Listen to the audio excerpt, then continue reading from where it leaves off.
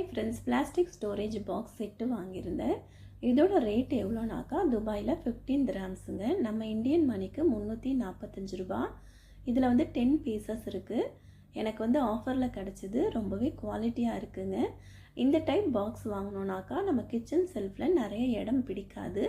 ஒன்றுக்கு மேலே ஒன்று நம்ம அடுக்கி வச்சிட்டோன்னாக்கா நிறைய இடம் சேவ் ஆகுங்க. இதில் 4 பெரிய பாக்ஸ் இருக்குது, 6 சின்ன பாக்ஸ் இருக்குங்க.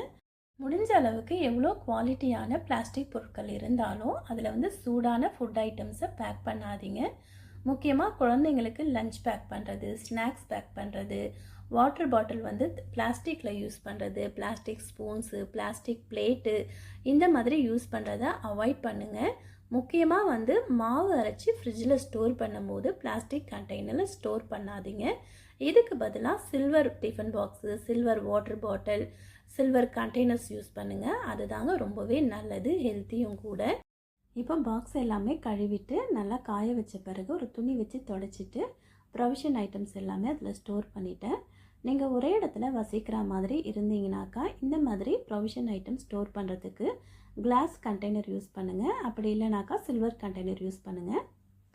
அது மட்டும் இல்லாமல் நம்ம முன்னோர்கள் பயன்படுத்திய பழமையான பொருட்கள் இருக்குங்க.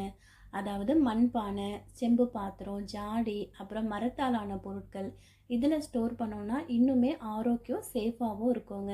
முடிஞ்ச அளவுக்கு நம்ம எல்லாருமே சேர்ந்து பிளாஸ்டிக் பொருட்களை அவாய்ட் பண்ணலாங்க. வீடியோ பிடிச்சா லைக், ஷேர், சப்ஸ்கிரைப் பண்ணுங்கள்.